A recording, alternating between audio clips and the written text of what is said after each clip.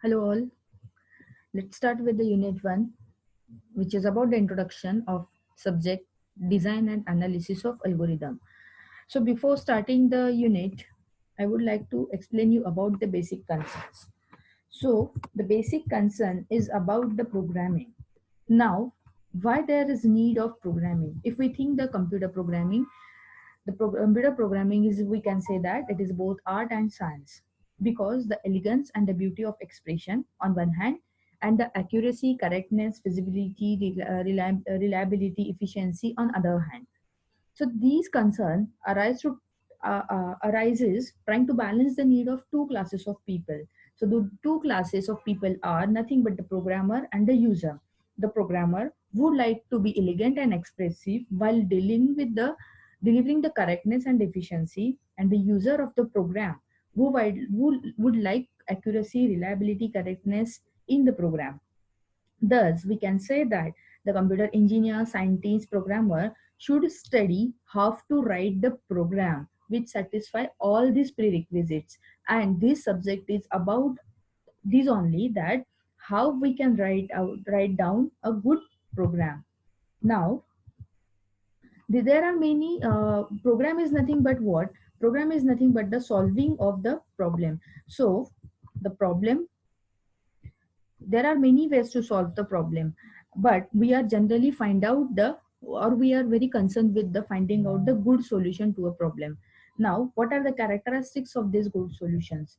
In algorithm design, a good implies to the qualitative and the quantitative aspects. Now, the good solution is economically in use of computing and the human resources. So the good solution possesses the following qualities and the capabilities. So as I said that it should be qualitative and quantitative. So I would like, now I am going to explain you about the qualitative aspects. So the quality it should have are nothing but they are simple yet powerful, and it must have a general solution. It is not like that if you are finding out the solution, it must be a only focused on a one problem. It should be have a general solution. They can be easily understood by the others, which means that the implementation is clear and concise. They can be easily modified whenever and if necessary. They give the correct results for the clearly defined cases. Yes. Now, it also includes the extreme cases. They are economical in use of computer time, storage, and many other things. They are properly documented so that the other who is using it, they should be, it can be applied by their for their own application.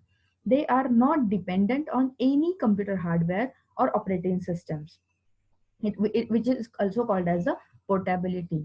They can be used as a sub procedures for other programs and the applications. And the last is but not least is nothing but they are pleasing and satisfying to their designer. It should not be like a patchy work. The patchy work means what? If you are doing something for a one module and another module, and you are just forcing them to glue up, this is not the good programming. It is advisable that you should have a solution in parts, but it should not be a forcefully patched. It must be a naturally patched. So these are nothing but the qualitative aspects of good solution. So as I said that there are two aspects, and we have just seen about the qualitative aspect. Now, what is quantitative aspect? The quantitative aspect is nothing but the predicting and evaluating the performance of the algorithm. Now, performance on the basis of what? The performance of evaluating the performance of algorithm in terms of economical aspects such as the time and the storage. Now, let's talk about the program correctness. Now, the task of programming in a computer is becoming easier when one look viewpoint of the variety and the capability of tools available. However, it is very difficult to find out the correctness and the efficiency of the requirement.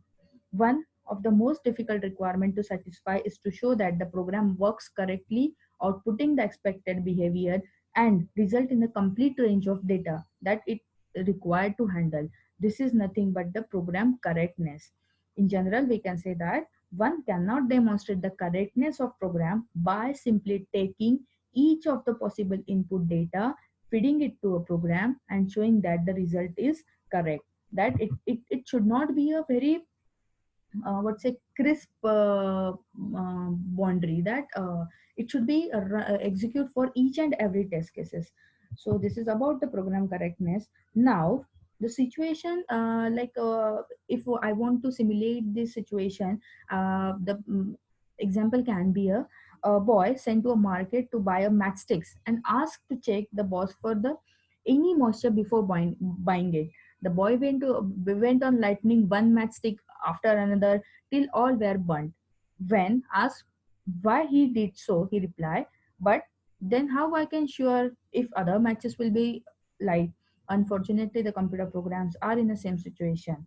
How can they sure that the program is correct without exhausting tech testing? How can they be sure it will not fail on a particular data input? Program testing should be limited to a few input data sets only. In general, the program has to be proved to be correct by some other means.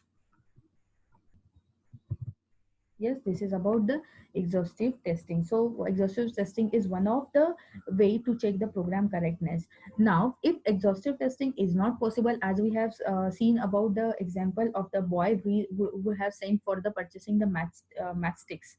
Now what can be the another solution? The another solution can be a limited testing plus proof. Now what is a limited testing? Limited testing is nothing but if that boy has checked the matchsticks of one or two matchsticks, and based on this one or two matchsticks he can guess whether the whole matchbox having the same type of matchsticks or not. Now this is nothing but the proof.